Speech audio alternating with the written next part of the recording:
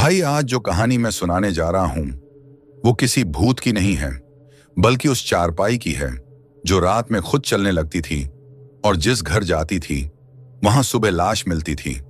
अगर आप कमजोर दिल के हो तो अभी ही वीडियो बंद कर दो, क्योंकि आगे जो सुनोगे वो देहात का असली डर है। ताऊ जी उस दिन चौपाल पर बैठे थे। हुक्का रखकर बोले, एक बात गांठ बांध ले बेटा, जो आदमी गलत तरीके से मरे उसका सामान कभी घर मत लाना। मैंने पूछा, क्यों ताऊ जी? ताऊ जी ने आसपास देखा जैसे कोई सुन न ले, क्योंकि वो सामान खाली नहीं रहता। बहुत साल पहले की बात है, जब मैं तेरे जितना ही था। हमारे गांव में एक सख्त नियम था, अगर किसी की मौत झगड़े, शराब या बिना पूरे संस्कार के हो जाए तो उसकी चारपाई, कपड़े, बर्तन सब या तो जला दिए जाते थे या श्मशान के पास छोड़ दिए जाते थे। लोग कहते थे, जो अधूरा गया है वो इन चीजों से चिपका रहता है। उस साल गांव में बहुत गरीबी थी, काम नहीं, पैसा नहीं। उसी बीच हमारे टोले में एक आदमी मर गया। नाम था भोला। शराब पीकर नाले में गिर गया था। लाश सुबह मिली, संस्कार जल्दी जल्दी कर दिए गए।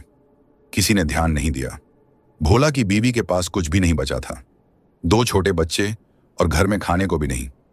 3 दिन बाद रात को उसके घर से चारपाई गायब हो गई। सुबह पता चला उसने वो चारपाई अपने मायके वाले घर में डाल दी है, जहां वो बच्चों के साथ रहने चली गई थी। गांव के बड़े बोले, गलत किया है, वो चारपाई वापस छोड़ आओ। पर मजबूरी आदमी से बहुत कुछ करवा देती है बेटा। उस औरत ने कहा, बच्चे जमीन पर कैसे सुलाऊं, और चारपाई वहीं रहने दी। पहली रात कुछ नहीं हुआ। दूसरी रात उसके पड़ोसी ने देखा चारपाई आंगन से खिसक कर दीवार के पास चली गई थी। उसने सोचा शायद बच्चे खेलते खेलते खिसका गए होंगे। पर तीसरी रात चारपाई आंगन में नहीं थी। खोजा गया तो मिली घर के बाहर, खेत की तरफ जाने वाले रास्ते पर, और उस पर चादर नहीं थी। चादर थोड़ी आगे कीचड़ में पड़ी थी। ताऊ जी बोले, तभी पहली बार मेरे मन में डर बैठा था बेटा, क्योंकि चारपाई चल नहीं सकती और कोई उठाकर ले जाए तो निशान जरूर पड़ते हैं। पर उस रात मिट्टी पर किसी के पैरों के निशान नहीं थे, बस ऐसे घिसटने के निशान थे जैसे कोई चीज खुद ही सरकती हुई गई हो। और उसी सुबह उस घर का छोटा लड़का बोला, माँ, रात को कोई चाचा बैठा था। माँ ने डांट दिया, चुप कर, बकवास मत कर। पर लड़का डरते डरते बोला, वो बैठा था और बोला था, अब रोज आऊंगा। ताऊ जी ने मेरी तरफ देखा और बहुत धीमे से बोले, और सच में बेटा, वो रोज आने लगा। ताऊ जी बोले, पहले तो लोग हंसी में टालते रहे, कहते बच्चा है, डर गया होगा। पर अगली ही रात उस घर से फिर आवाज आई, खट खट खट, जैसे कोई चारपाई के पाए जमीन पर घसीट रहा हो। पड़ोसी बाहर निकले, देखा चारपाई फिर आंगन से निकलकर दरवाजे के पास आ गई थी, और इस बार उस पर मिट्टी के साथ साथ गीले से निशान थे, जैसे किसी के गीले कपड़े उस पर पड़े हों। भोला की बीवी डर गई, बोली, अब नहीं सोऊंगी इस पर। चारपाई को उठाकर घर के अंदर कोने में लगा दिया। सोचा अब तो बाहर नहीं जा पाएगी। पर उसी रात घर के अंदर से घिसटने की आवाज आई।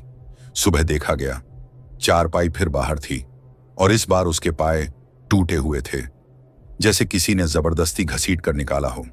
ताऊ जी बोले, अब गांव में बात फैलने लगी थी। कुछ औरतें बोली, भोला चैन से नहीं गया है। कुछ आदमी बोले, गलत सामान घर में लाने का फल है। पर उस औरत की मजबूरी कोई नहीं समझ रहा था। और फिर चौथी रात उस घर से चीख सुनाई दी। सब लोग दौड़े, देखा भोला की बीवी जमीन पर गिरी पड़ी है। आंखें खुली पर सांस नहीं, शरीर पर कोई चोट नहीं, कोई बीमारी नहीं, बस गले के पास नीला सा निशान, जैसे किसी ने बहुत देर तक दबाया हो। बच्चे रो रहे थे। चारपाई इस बार उसके बिल्कुल पास पड़ी थी, चादर आधी उसके नीचे, आधी बाहर। ताऊ जी की आवाज भारी हो गई। उस दिन के बाद कोई नहीं कह सका कि यह सिर्फ इत्तेफाक है। संस्कार जल्दी किए गए। डर के मारे किसी ने चारपाई को हाथ भी नहीं लगाया। उसे वहीं खेत के किनारे छोड़ दिया गया। सबने सोचा अब बात खत्म। पर बेटा, जो चीज एक घर से निकलती है वो अक्सर रुकती नहीं है। 2 दिन बाद वही चारपाई दूसरे घर के आंगन में मिली।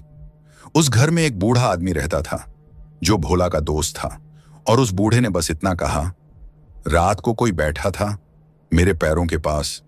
और उसी वक्त ताऊ जी ने मेरे कंधे पर हाथ रखा और कहा, अब समझ ले बेटा, ये गांव से जाने वाली नहीं थी। ताऊ जी बोले, जिस घर में वो चारपाई गई थी वहां एक बूढ़ा आदमी अकेला रहता था। दिन में हंसता बोलता, पर रात को उसे नींद नहीं आती थी। उसने बताया, रात में लग रहा था कोई मेरे पैरों के पास बैठा है। चारपाई हिल रही थी और सांस की आवाज आ रही थी। लोगों ने कहा, डर की वजह से ऐसा लगा होगा। पर तीसरी रात वो बूढ़ा आदमी भी खाट से नीचे गिरा मिला। जिंदा था पर चल नहीं पा रहा था। बस एक ही बात बोल रहा था, मत बैठना, वो बैठ जाता है। अब गांव में डर फैल गया। लोग अपने अपने आंगन में रात भर जागने लगे। कुछ ने चारपाई ही बाहर फेंक दी, कुछ ने घर में ताले लगा लिए, पर उस चारपाई को कोई हाथ लगाने को तैयार नहीं था। और तभी तीसरे घर में, जहां भोला की चारपाई अपने आप पहुंच गई थी, वहां एक अजीब बात हुई।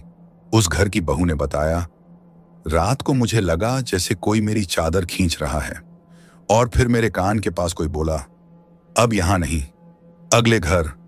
सुबह उस घर के आंगन में चारपाई नहीं थी। वो गांव की गली में पड़ी मिली, बिल्कुल बीच रास्ते, जैसे जानबूझकर सबको दिखाने के लिए रखी गई हो। ताऊ जी बोले, अब ये बात सब समझ गए थे बेटा, ये किसी एक को नहीं, पूरे गांव को डराने आई है। उसी दिन पंचायत बैठी। कुछ लोग बोले, चारपाई को जला दो, कुछ बोले, श्मशान में गाड़ दो। पर एक बुजुर्ग ने कहा, यह सिर्फ चारपाई नहीं है, ये उसी की है जो अधूरा गया। इसे जहां रखोगे वो भी वहीं आएगा। तभी मुझे लगा जैसे ये बात मेरे लिए कही जा रही हो, क्योंकि उसी दिन मैंने गलती से उस चारपाई को छू लिया था, बस हल्के से हटाने के लिए। और उसी रात मुझे भी लगा कोई मेरे पीछे बैठा है। चारपाई नहीं थी मेरे नीचे, मैं जमीन पर सो रहा था, फिर भी पीठ पर बहुत भारीपन था और बहुत ठंडी सांस मेरी गर्दन के पास। मैं हिल नहीं पा रहा था, बस इतना सुना, अब तू भी जान गया। और तभी मेरा पूरा शरीर जैसे सुन्न पड़ गया। सुबह जब आंख खुली तो पीठ पर नीले काले निशान थे। और उसी समय गांव में खबर आई, वो चारपाई अब श्मशान के पास पड़ी है। ताऊ जी बोले, जब पता चला कि चारपाई श्मशान के पास पड़ी है तो किसी की हिम्मत नहीं हुई अकेले देखने जाने की। 4-5 लोग साथ गए, मैं भी गया था। श्मशान के पास पहुंचते ही अजीब सी बदबू आ रही थी। जली हुई लकड़ी और सड़ी मिट्टी की मिली जुली। चारपाई पीपल के नीचे पड़ी थी, पर जो सबसे डरावनी बात थी बेटा, उस पर राख जमी हुई थी। ऐसी राख जैसे किसी चिता से उड़कर आई हो, और चादर वो आधी जली हुई थी। तभी गांव के एक बूढ़े ने कहा, ये ऐसे ही नहीं घूम रही, इसे कहीं जाना है।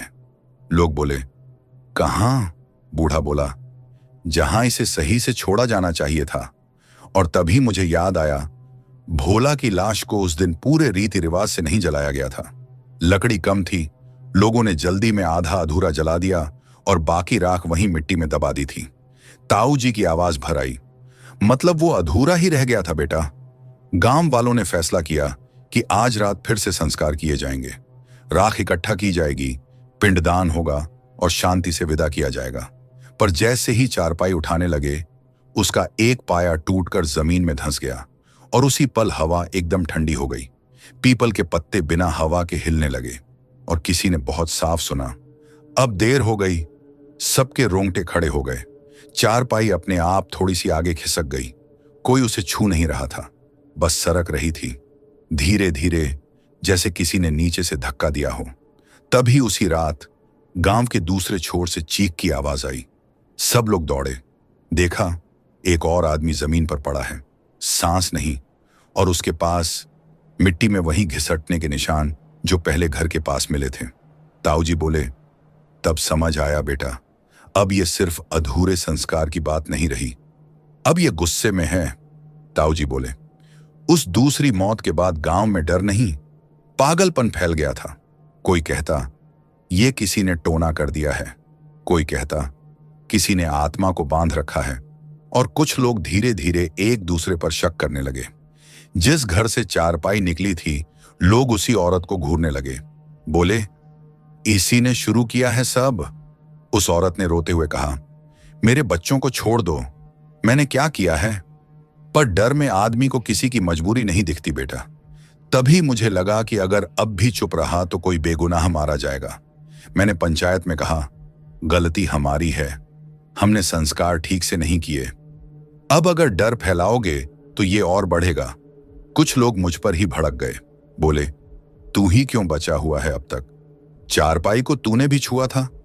वो बात सही थी बेटा, मैंने छुआ था और उसी रात मुझे फिर वो भारीपन महसूस हुआ। इस बार सिर्फ पीठ पर नहीं, सीने पर। ऐसा लगा जैसे कोई बैठकर मेरी सांस गिन रहा हो। मैं हिल नहीं पा रहा था।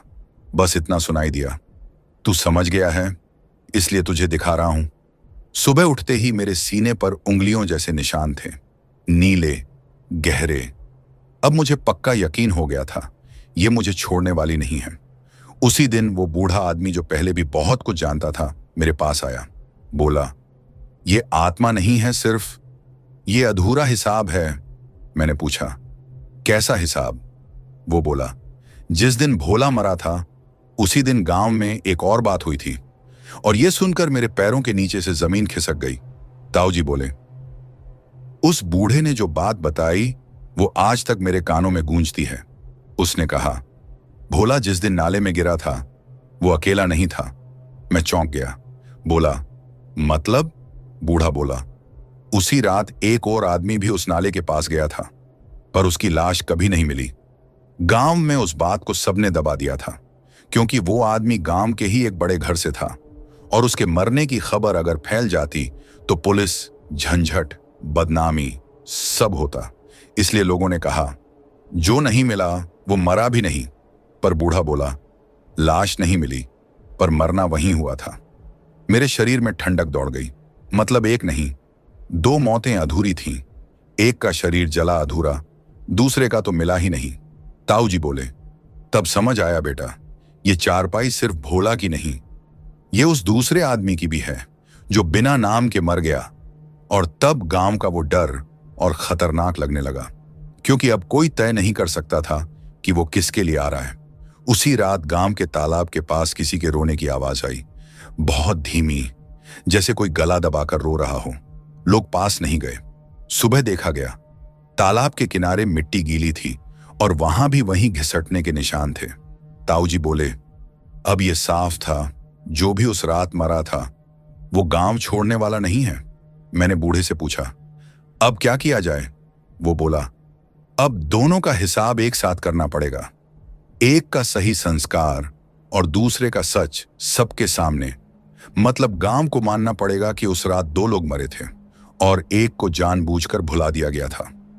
मैं जानता था बेटा, यह काम आसान नहीं था, क्योंकि अब डर आत्मा से नहीं, लोगों से ज्यादा लगने वाला था।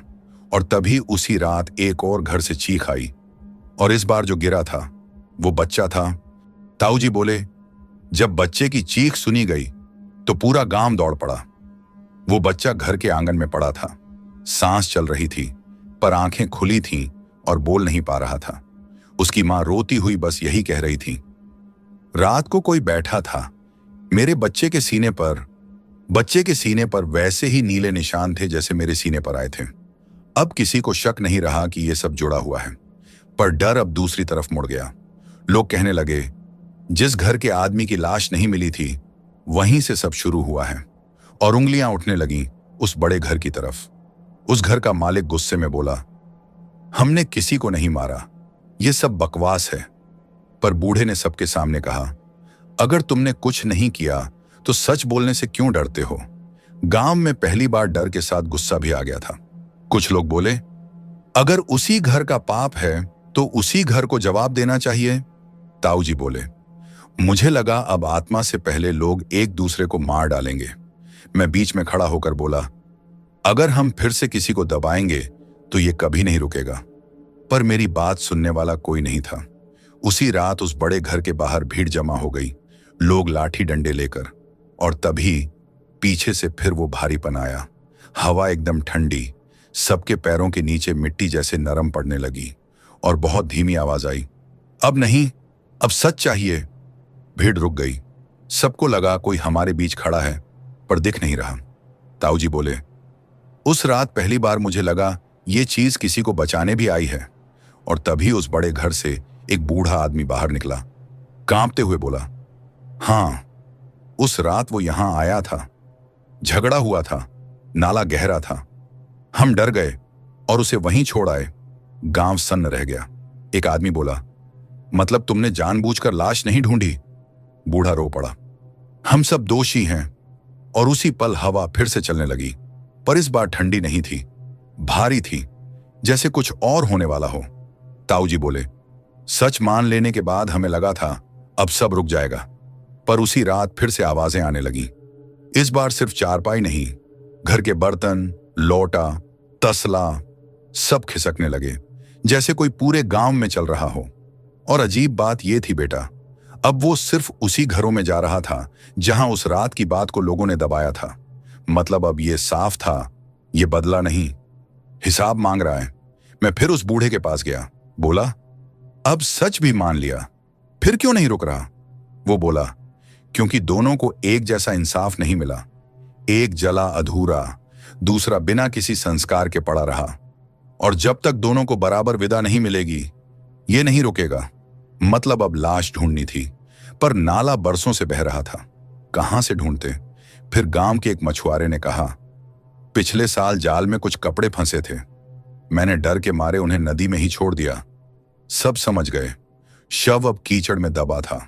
उसी रात गांव के कुछ आदमी नाले के किनारे गए, कीचड़ हटाई गई और कुछ ही देर में कपड़े निकले, फिर हड्डियां, कोई पूरा शरीर नहीं, बस जो बचा था वही। और उसी वक्त पीछे से वही आवाज आई, अब देर मत करना। ताऊजी बोले, हमने वहीं नाले के किनारे दोनों के लिए चिता सजाई, एक की अधूरी राख, दूसरे की बची हड्डियां, और पहली बार पूरे मन से पिंडदान किया। पर जैसे ही आग जली, हवा एकदम तेज हो गई, लपटें उलटी चलने लगी और आग के बीच ऐसा लगा जैसे कोई खड़ा है, बस एक पल के लिए, फिर सब शांत। पर उसी रात एक आखिरी चीख आई। ताऊजी बोले, वो आखिरी चीख श्मशान से नहीं, गांव के अंदर से आई थी। सब लोग भागे। जिस घर से आवाज आई थी वहीं वो बूढ़ा आदमी पड़ा था जिसने सच कबूला था। सांस चल रही थी, पर आंखें खुली थीं और होंठ हिल रहे थे। मैं उसके पास झुका। वो बहुत धीरे बोला, अब दोनों तो चले गए, पर मैं, उसकी उंगलियां मेरी बाह में गड़ गईं। मैंने उसे नाले में धक्का दिया था और फिर डर के मारे सबको झूठ बोला। अब वो मुझे लेने आया था। इतना कहकर उसकी आंखें उलट गईं। सुबह होने से पहले वो चला गया। ताऊ जी की आवाज भर आई। तब समझ आया, बेटा, ये सिर्फ संस्कार का मामला नहीं था, ये गुनाह का हिसाब भी था। उसके बाद गांव में अचानक सब शांत हो गया। कोई आवाज नहीं, कोई सामान नहीं हिला, कोई और बीमार नहीं पड़ा। लोगों ने चैन की सांस ली। पर मैं जानता था अब भी कुछ बाकी है, क्योंकि जिस चारपाई से सब शुरू हुआ था वो अब भी श्मशान के पास ही पड़ी थी। किसी ने उसे जलाया नहीं, किसी ने उसे हटाया नहीं। और अजीब बात यह थी, अब उस पर कोई राख नहीं थी, कोई मिट्टी नहीं। वो बिल्कुल साफ थी, जैसे कोई रोज उसे पोंछ कर रख जाता हो। मैंने किसी को नहीं बताया, पर कई रातों तक मुझे लगता रहा जैसे श्मशान की तरफ से कोई आकर गांव को देख रहा है, जैसे गिन रहा हो। और तभी एक रात मुझे साफ साफ सुनाई दिया, अब तेरा डर खत्म, पर मेरी याद नहीं। और उसी सुबह वो चारपाई गायब थी। ताऊ जी बोले, जिस सुबह चारपाई गायब मिली उस दिन मुझे पहली बार थोड़ा चैन महसूस हुआ। लोग बोले, अब सब ठीक हो गया। गांव फिर अपने काम में लग गया। खेत, मवेशी, मेले ठेले, जैसे कुछ हुआ ही नहीं था। पर मैं जानता था, बेटा, कुछ चीजें खत्म नहीं होती, बस अपनी जगह बदल लेती हैं। कुछ महीने बाद मैं काम से देर रात लौटा। आंगन में अंधेरा था, पर जैसे ही अंदर गया मुझे लगा कोई बैठा था, चारपाई पर नहीं बल्कि मेरे ठीक पीछे। मैंने मुड़कर देखा, कुछ नहीं था, पर जमीन पर हल्के हल्के घिसटने के निशान थे, बिल्कुल वैसे ही जैसे उस रातों में होते थे। मेरे पूरे शरीर में झुरझुरी दौड़ गई। उसी पल मुझे समझ आ गया, चारपाई चली गई है, पर जो उस पर बैठता था वो नहीं गया, वो बस अब दिखना छोड़ चुका है। उसके बाद से बेटा, मैंने कभी किसी की पुरानी चीज अपने घर में नहीं रखी, किसी मरे हुए का सामान छुआ तक नहीं। और जब भी गांव में कोई अचानक मर जाता है, मैं सबसे पहले यही देखता हूं कि उसके संस्कार पूरे हुए या नहीं, क्योंकि मैंने अपनी आंखों से देखा है, अगर इंसान अपनी गलती छुपा ले तो वो गलती चीजों में बस जाती है, चारपाई में, कपड़ों में, घर की मिट्टी में, और फिर वो चीज चलती है एक घर से दूसरे घर, जब तक उसका हिसाब पूरा ना हो जाए। ताऊ जी ने मेरी तरफ देखा, बहुत देर चुप रहे, फिर बहुत धीरे बोले, इसीलिए बेटा, अगर कभी रात को लगे कि कोई बैठा है तो मुड़कर मत देखना, क्योंकि कुछ चीजें देखने के बाद फिर पीछा नहीं छोड़ती। इतना कहकर ताऊ जी उठे, हुक्का सुलगाया और जाते जाते बस इतना बोले, और हां, अगर कभी गांव के रास्ते में कोई पुरानी चारपाई पड़ी दिखे तो रास्ता बदल लेना, क्योंकि कुछ चीजें आज भी रास्ता ढूंढ रही हैं। दादाजी अक्सर कहा करते थे, कुछ कर्ज ऐसे होते हैं बेटा जो पैसे से नहीं, जान से चुकते हैं। उस दिन आंगन में हम सब बैठे थे, ठंडी हवा चल रही थी और दूर कहीं सियार बोल रहा था। मैंने ऐसे ही पूछ लिया, दादा, आपने कभी किसी को मरते देखा है? दादाजी ने मेरी तरफ देखा, फिर धीरे से बोले, देखा नहीं बेटा, मेरे सामने से उठाया गया है। घर में एकदम सन्नाटा हो गया। दादाजी ने आगे कहा, और जो उठाने आया था वो इंसान नहीं था। बहुत साल पहले की बात है, जब गांव में बिजली नहीं थी, रात में बस लालटेन और चांद ही सहारा थे। उस साल अकाल पड़ा था, खेत सूखे, घर में अनाज कम और लोग मजबूरी में उधार लेने लगे थे।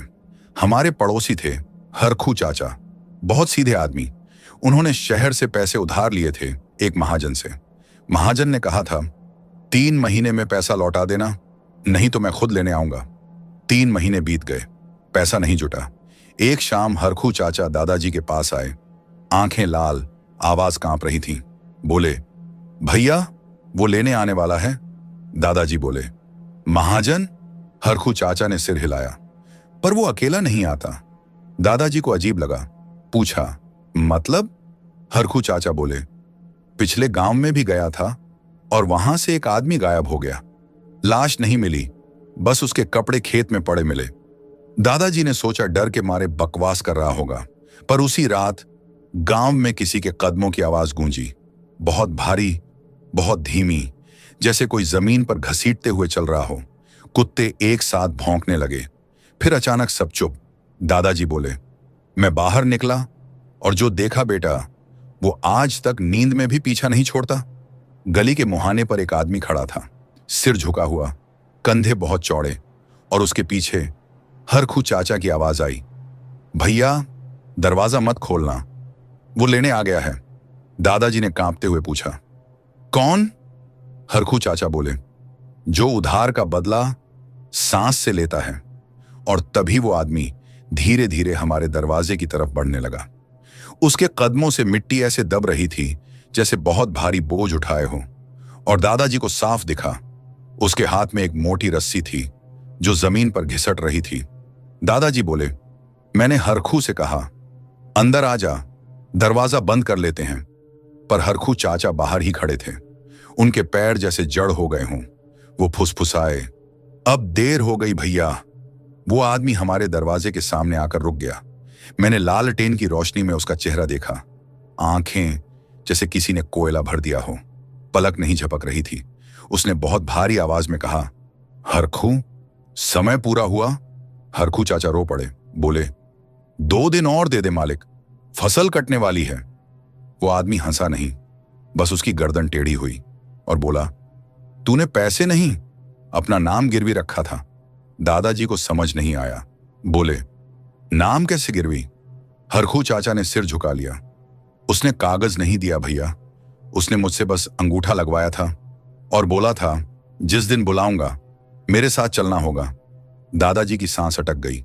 वो आदमी आगे बढ़ा, सीधे हरखू चाचा के सामने आकर खड़ा हो गया, रस्सी ऊपर उठाई। हरखू चाचा कांपते हुए बोले, कम से कम घर से तो मत ले जा। वो आदमी बोला, घर से नहीं, धरती से उठाऊंगा। और अगले ही पल हरखू चाचा के पैर जमीन में ढंसने लगे, जैसे मिट्टी नरम हो गई हो। हरखू चाचा चीखे, भैया बचा लो। दादाजी ने दौड़कर उनका हाथ पकड़ा, पर हाथ पकड़ते ही दादाजी को लगा जैसे वो किसी इंसान को नहीं, गीली मिट्टी को पकड़ रहे हों। हरखू चाचा की टांगें पूरी तरह जमीन में समा गईं, फिर कमर, फिर सीना। वो आदमी बस रस्सी पकड़े खड़ा रहा। कोई खींचना नहीं, कोई धक्का नहीं। जमीन खुद ही उसे निगल रही थी। हरखू चाचा आखिरी बार चिल्लाए, मेरे घर मत जाना, और फिर सिर्फ उनका सिर रह गया। फिर वो भी मिट्टी समतल हो गई, जैसे वहां कभी कोई खड़ा ही नहीं था। वो आदमी मुड़ा और दादाजी की तरफ देखा, बोला, आज का कर्ज पूरा हुआ, पर गांव में अभी और बाकी है। और वो अंधेरे में धीरे धीरे गायब हो गया। दादाजी बोले, मैं वहीं बैठ गया बेटा, मेरे हाथ अब भी मिट्टी से सने थे। सुबह गांव वाले आए, जहां हरखू चाचा खड़े थे वहां सिर्फ ताजी मिट्टी थी। कोई लाश नहीं, कोई खून नहीं, बस जमीन पर एक गहरी गोल सी जगह, जैसे किसी को सीधे नीचे ले जाया गया हो। गांव में हाहाकार मच गया। और तब एक बूढ़े आदमी ने कहा, ये वही आया है जो सूखे साल में कर्जदारों को लेने आता है। दादाजी ने पूछा, कौन? बूढ़ा बोला, जिसे यहां लोग कहते हैं जमीन का साहूकार। दादाजी बोले। उस बूढ़े ने कहा, यह कोई नया नहीं है, अकाल पड़ता है, लोग उधार लेते हैं और फिर वो आता है अपना हिस्सा लेने। किसी ने पूछा, किसका हिस्सा? बूढ़ा बोला, जिसने उधार लिया होता है वही। गांव में सन्नाटा छा गया, क्योंकि उस साल आधे से ज्यादा घरों ने किसी न किसी से उधार लिया था। और तब एक और बात पता चली, वो आदमी सिर्फ उसी को उठाता था जिसने अंगूठा लगाकर किसी अजनबी से पैसा लिया हो, बिना कागज, बिना गवाह, बस अंगूठा। दादाजी बोले, तभी मुझे याद आया कि 2 हफ्ते पहले मेरे पिताजी ने भी एक आदमी को अंगूठा लगाया था। मैं चौंक गया। दादा, आपके पिताजी? दादाजी की आवाज भारी हो गई। हाँ बेटा, बीज खरीदने के लिए। उस दिन दादाजी घर भागे। देखा, उनके पिताजी खाट पर बैठे थे, चेहरे पर अजीब सी थकान। दादाजी ने पूछा, आपने किससे उधार लिया? पिताजी बोले, वो खुद आया था बेटा। कहां? मदद करने आया हूं। चेहरा ढका था, बस हाथ बाहर था। दादाजी का कलेजा बैठ गया। उन्होंने कहा, आज रात बाहर मत निकलना। पिताजी ने हंसकर कहा, अरे कुछ नहीं होता, तू भी तो देख आया। पर दादाजी को चैन नहीं पड़ा। रात होते ही उन्होंने दरवाजे में लोहे की सांकल डाल दी, खिड़कियां बंद कर दी। पर आधी रात के करीब फिर वही आवाज आई, धीरे, भारी कदम, जैसे कोई बहुत वजन लेकर चल रहा हो। और फिर दरवाजे पर दस्तक। पिताजी उठ बैठे, बोले, आ गया होगा। दादाजी चिल्लाए, मत खोलिए। पर उसी वक्त खिड़की के बाहर से आवाज आई, नाम लिया था, अब साथ चलो। आवाज वही थी, भारी, सूखी, जैसे मिट्टी बोल रही हो। पिताजी खड़े हो गए, आंखों में अजीब सा सुकून था। बोले, कर्ज पूरा करना चाहिए बेटा। दादाजी उनके पैरों से लिपट गए। मत जाइए बाबू। पर तभी फर्श से एक ठंडा सा हाथ निकला और पिताजी की एड़ी पकड़ ली, और धीरे धीरे वो फर्श में ढंसने लगे। दादाजी चीखते रहे, खींचते रहे, पर जमीन जैसे जिंदा हो गई थी। और उस अंधेरे में दरवाजा अपने आप खुल गया। बाहर वही आदमी खड़ा था। उसने बस इतना कहा, अगला नाम तेरा है। और फिर पिताजी पूरी तरह नीचे चले गए, जैसे कभी थे ही नहीं। दादाजी बोले, पिताजी के जाने के बाद घर में ऐसा सन्नाटा था जैसे किसी ने सारी आवाजें खींच ली हों।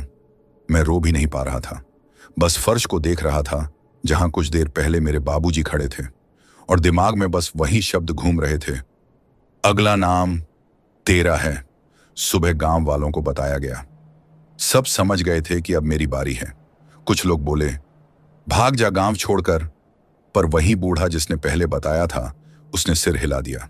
बोला, नाम लिया गया है तो अब ये जहां जाएगा वहां जमीन भी साथ जाएगी। ये सिर्फ गांव में नहीं, हर जगह मिलता है। दादाजी की सांस तेज हो गई थी, मतलब भागने का भी कोई फायदा नहीं था। तभी बूढ़े ने एक और बात कही, पर एक तरीका है। सब उसकी तरफ देखने लगे। वो बोला, अगर कर्ज लेने वाला अपनी जगह किसी और को खुद दे दे तो नाम बदल सकता है। गांव में सन्नाटा छा गया, क्योंकि इसका मतलब साफ था, कोई अपनी जगह किसी और को मरने भेजे।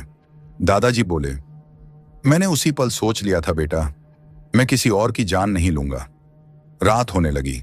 दादाजी अकेले खेत की तरफ चले, वही रास्ता जहां हरखू चाचा गायब हुए थे। दिल में बस एक ही बात थी, अगर लेना है तो मुझे ले ले। पर जैसे ही वो उस जगह पहुंचे, वहां पहले से कोई खड़ा था। वो बूढ़ा जो गांव में तरीका बता रहा था। उसका चेहरा अब साफ दिख रहा था, आंखें बहुत अंदर धंसी हुई और होंठों पर हल्की सी मुस्कान। दादाजी बोले, आप यहां क्या कर रहे हो? वो बोला, मैं भी तो कर्जदार हूं, पर मैंने अपना हिस्सा किसी और को दे दिया। दादाजी समझ गए, ये वही आदमी था जो गांव वालों को एक दूसरे के खिलाफ कर रहा था। वो बोला, आज तेरी बारी है, कल किसी और की होगी। और तभी पीछे से वही भारी कदमों की आवाज आई। दादाजी ने पलटकर देखा, वो आदमी आ रहा था। जमीन उसके पैरों के नीचे फिर से नरम होने लगी। दादाजी की टांगें कांपने लगीं, पर उसी वक्त उन्हें याद आया उनकी मां की कही हुई एक बात, धरती मां किसी बेगुनाह को यूं नहीं निगलती। दादाजी ने अचानक अपने पैर से मिट्टी हटाई और जमीन में खुद को बैठा लिया और जोर से कहा, अगर लेना है तो पूरी सच्चाई के साथ ले। वो आदमी पहली बार रुका, उसकी आंखों में कुछ बदला, जैसे उसे ये उम्मीद नहीं थी। और तभी बूढ़ा पीछे से चिल्लाया, इसे मत छोड़ो, ये भी तुम्हारा है। वो आदमी पलटा और बूढ़े की तरफ देखा, फिर बहुत धीरे से बोला, जिसने दूसरों को बेचा वो सबसे पहले जाएगा। और अगले ही पल वो बूढ़ा चीखने भी नहीं पाया। जमीन ने उसे ऐसे खींचा जैसे बहुत दिनों से इंतजार कर रही हो। दादाजी देखते रह गए।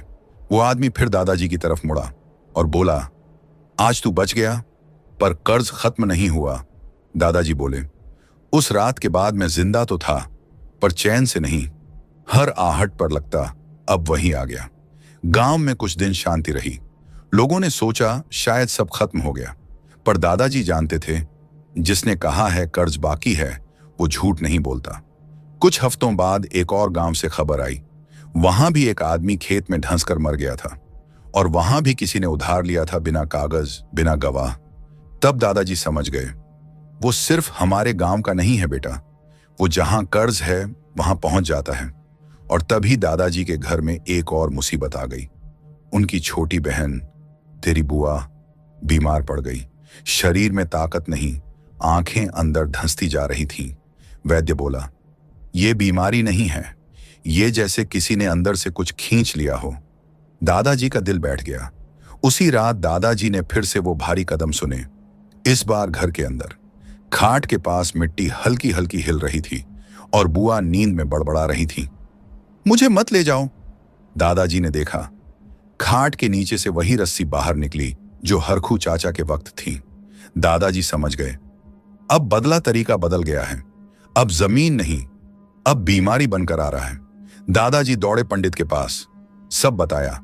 पंडित ने बहुत देर सुना, फिर बोला, ये जमीन का साहूकार नहीं है बेटा, ये तो वो है जो सूखे में धरती से निकलता है और कर्ज की गंध सूंघ लेता है। दादाजी ने पूछा, तो रोका कैसे जाए? पंडित ने कहा, जिसने उधार लिया है उसे मिट्टी में हाथ डालकर सच्चे दिल से माफी मांगनी होगी, और जो लिया है वो लौटाना होगा, चाहे जान देकर। दादाजी समझ गए, अब या तो बुआ जाएगी या वो खुद कुछ करेगा। दादाजी उस रात खेत में गए जहां जमीन सबसे नरम थी। घुटनों के बल बैठकर मिट्टी में हाथ डाला और पहली बार रो पड़े। बोले, अगर किसी को लेना है तो मुझे ले लो, मेरी बहन को छोड़ दो। और तभी मिट्टी में से एक बहुत ठंडी सांस निकली और वही आवाज आई, कर्ज उतारना है तो अकेले नहीं, सबको चुकाना होगा। दादाजी को समझ आ गया, अब सिर्फ उनका घर नहीं, पूरा गांव अगली बारी में था। दादाजी बोले, जब मुझे समझ आया कि अब पूरा गांव फंसा है, तब असली डर शुरू हुआ। मैंने गांव वालों को इकट्ठा किया, सबको सच सच बताया। पर डर में आदमी सच नहीं सुनता बेटा, वो बस बचने का रास्ता ढूंढता है। कोई बोला, सबने उधार नहीं लिया, फिर हम क्यों मरे? कोई बोला, जो मरे वही कर्जदार थे, बाकी क्यों डरे? और फिर वही बात उठी, किसी एक को दे दो तो बाकी बच जाएंगे। दादाजी का गला सूख गया। वही खेल फिर शुरू हो रहा था, एक को पकड़कर सबका डर उतार देना। उसी रात गांव के कुछ आदमी चुपचाप निकल पड़े। दादाजी को शक हुआ, वो पीछे पीछे गए। देखा, लोग बुआ को उठाकर श्मशान की तरफ ले जा रहे थे, मुंह पर कपड़ा बांधा हुआ, हाथ बंधे हुए। दादाजी चीख पड़े, पागल हो गए हो क्या? लोग बोले, अगर ये जाएगी तो बाकी बच्चे बच जाएंगे। दादाजी ने सबके सामने खुद को जमीन पर गिरा दिया। बोले, इसे छोड़ दो, मेरी जगह मुझे ले जाओ। कुछ लोग रुक गए, कुछ की आंखों में अब भी डर के साथ जिद थी। तभी हवा एकदम ठंडी हो गई। पीछे से वही भारी कदमों की आवाज आई। वो आदमी आ चुका था, पर इस बार वो सिर्फ एक नहीं था। उसके पीछे और भी परछाइयां थीं, जैसे जमीन से उठती काली धुंध। लोग डर के मारे बुआ को छोड़कर भागे। दादाजी बुआ को उठाकर घर की तरफ भागे। पीछे से वही आवाज आई, अब देर हो चुकी है। दादाजी बोले, उस रात मैंने पहली बार समझा, ये अब सिर्फ लेने नहीं आया, ये हिसाब बराबर करने आया है। घर पहुंचते ही बुआ बेहोश हो गई और दादाजी को साफ दिख रहा था, घर की दीवारों में दरारें पड़ने लगी थीं, जैसे जमीन पूरा गांव निगलने की तैयारी में हो। दादाजी को समझ आ गया, अब अगर कुछ नहीं किया तो सुबह तक पूरा गांव खत्म हो जाएगा। और तब उन्होंने वो काम करने का फैसला किया जो कोई करना नहीं चाहता। दादाजी बोले, मुझे याद आया था, ये सब पहली बार नहीं हो रहा। बहुत साल पहले भी अकाल पड़ा था, तब भी गांव से कुछ लोग ऐसे ही गायब हुए थे। तब के बुजुर्गों ने कुछ किया था, जिसके बाद सब रुक गया था। मैं सीधे गांव के पुराने तालाब के पास गया। वहीं एक छोटा सा पत्थर का चबूतरा था, जहां पहले पंचायत बैठती थी। मैंने मिट्टी खोदी। थोड़ी ही देर में एक पुरानी हांडी निकली। उसमें राख थी और कुछ हड्डियों के टुकड़े। तभी पीछे से आवाज आई, यहीं से शुरू हुआ था सब। वो वही बूढ़ा था जो पहले मर चुका था, पर अब वो खड़ा था, चेहरा और भी सूखा, आंखें और गहरी। बोला, पहले अकाल में गांव ने एक कर्जदार को जिंदा गाड़ दिया था ताकि बाकी बच जाएं, और उसी दिन से ये चलन बन गया। धरती ने भी सीख लिया कि इंसान इंसान को दे सकता है। दादाजी के हाथ कांपने लगे। मतलब ये जो आता है वो उसी पाप का नतीजा है? बूढ़ा बोला, हाँ, और जब तक गांव अपना गुनाह नहीं मानेगा तब तक ये लेता रहेगा। तभी पीछे से वो भारी कदम फिर सुनाई दिए, इस बार बहुत पास। जमीन सच में हिल रही थी। बूढ़ा हंसा, आज या तो तू सच कबूल कराएगा या फिर पूरा गांव जाएगा। दादाजी समझ गए, अब छुपाने का वक्त नहीं था। वो गांव के बीच चिल्लाए, सुनो सब लोग, ये जो मर रहे हैं ये कोई दैवी लीला नहीं है, ये हमारे ही किए का फल है। लोग डर के मारे घरों से बाहर निकल आए। दादाजी ने सबके सामने वो हांडी रख दी। बोले, हमारे बाप दादाओं ने एक आदमी को जिंदा गाड़ दिया था ताकि खुद बच जाएं। आज धरती वही वापस ले रही है। लोग सन्न रह गए। कुछ औरतें रोने लगीं, कुछ आदमी जमीन में देखने लगे। तभी वही आवाज गूंजी, अब समझ आया तो हिसाब बराबर करो। और धुंध के बीच वो खड़ा था, पहले से कहीं ज्यादा बड़ा और भारी। दादाजी बोले, वो सामने खड़ा था और गांव के हर आदमी की आंखों में एक ही सवाल था, अब किसे देंगे? कुछ लोग चिल्लाने लगे, हमने क्या किया है? गलती तो पुरखों की थी। पर वही भारी आवाज आई, धरती को फर्क नहीं पड़ता हाथ किसका था, फायदा किसने उठाया, वो जानती है। लोगों की हालत खराब हो गई और तभी वही बात फिर उठी, एक को दे दो, सब बच जाएंगे। इस बार किसी और को नहीं, सबकी नजरें दादाजी पर थीं, क्योंकि दादाजी ने ही सबके सामने सच खोला था। एक आदमी बोला, अगर ये ना होता तो साहूकार को रास्ता ही नहीं मिलता। दादाजी बोले, अगर मेरी जान से गांव बचेगा तो ले लो। पूरा गांव सन्न रह गया। पर उसी वक्त दादाजी की मां भीड़ से आगे आईं, कांपती हुई बोली, अगर किसी को देना है तो मुझे दे दो, मेरे बेटे ने सच बोला है, सजा उसे क्यों? दादाजी चीख पड़े, मां ये क्या कर रही हो? पर वो भारी परछाई अब मां के पीछे आकर खड़ी हो गई और बोली, जिस घर से गुनाह निकला वहीं से हिसाब पूरा होगा। दादाजी की मां धीरे धीरे जमीन में धंसने लगी। दादाजी उनके पैरों से लिपट गए। माई मत जाइए, मुझे ले लो। पर आवाज आई, एक नहीं, पूरा बोझ उतरना चाहिए। और उसी पल गांव के कई घरों की जमीन हिलने लगी। लोग चीखने लगे, बच्चे रोने लगे। अब साफ था, ये सिर्फ एक की जान नहीं चाहता था, ये पूरा गांव तोड़ना चाहता था। दादाजी समझ गए, अब बलि से काम नहीं चलेगा, या तो सब मरेंगे या फिर कुछ और करना होगा। और तभी दादाजी को एक आखिरी बात याद आई जो उनके दादा कहा करते थे, धरती मां से लड़ाई नहीं, उससे माफी मांगी जाती है। दादाजी दौड़े तालाब की तरफ, जहां वो हांडी मिली थी, और पूरी ताकत से चिल्लाए, हम गुनहगार हैं, हम मानते हैं, जो किया गलत था, हमें माफ कर दो। और पहली बार वो भारी परछाई रुकी, हवा थम गई, जमीन कांपना बंद हुई, और फिर बहुत धीमी आवाज आई, माफी सिर्फ जुबान से नहीं होती, दादाजी बोले। उस आवाज के बाद मुझे समझ आ गया था, अब ये मुझसे कुछ मांगेगा। हवा फिर से चलने लगी, पर अब उसमें गुस्सा नहीं, थकान थी। वो भारी साया धीरे धीरे तालाब के पास आकर रुका, बोला, जिसने सच कबूला वही रास्ता बनेगा। दादाजी ने पूछा, किसका रास्ता? आवाज आई, जो कर्ज में डूबे वो फिर किसी और को ना बेचे, इसके लिए निशान चाहिए। तभी जमीन से मिट्टी उठकर दादाजी के पैरों से लिपट गई, बहुत ठंडी और बहुत भारी। दादाजी को लगा जैसे टांगों में जान ही नहीं रही। आवाज बोली, तेरी जमीन अब मेरी याद रहेगी। और उसी पल दादाजी की दोनों टांगें घुटनों तक जमीन में धंस गईं। दादाजी चीख नहीं पाए, बस दांत भींचकर खड़े रहे। गांव वाले दौड़कर आए, किसी ने खींचने की कोशिश की, पर जमीन ने जकड़ रखा था। आवाज फिर आई, इसे पूरी तरह मत लो, इसे गवाह रहने दो। और अचानक मिट्टी ढीली पड़ गई। दादाजी जमीन से बाहर निकल आए, पर उनकी टांगें अब सीधी नहीं थीं, हमेशा के लिए हल्की सी टेढ़ी रह गईं। वो साया धीरे धीरे मिट्टी में घुल गया और हवा बिल्कुल शांत हो गई। उस रात के बाद गांव में फिर कोई नहीं धंसा, कोई बीमारी से नहीं मरा। पर दादाजी बोले, गांव बच गया बेटा, पर मैं रोज उस आवाज के साथ जीता रहा, क्योंकि हर बार जब कोई गांव में उधार की बात करता, मुझे लगता वो फिर वापस आ जाएगा। और तभी एक आखिरी बात हुई जिसने मुझे आज तक सुकून से नहीं जीने दिया। दादाजी बोले, उस रात के बाद सब कुछ शांत लगने लगा, पर कुछ शांति ऐसी होती है बेटा जो तूफान से भी ज्यादा डरावनी होती है। लोगों ने फिर से खेतों में जाना शुरू किया, बच्चे खेलने लगे, और गांव ने मान लिया कि अब सब खत्म हो गया।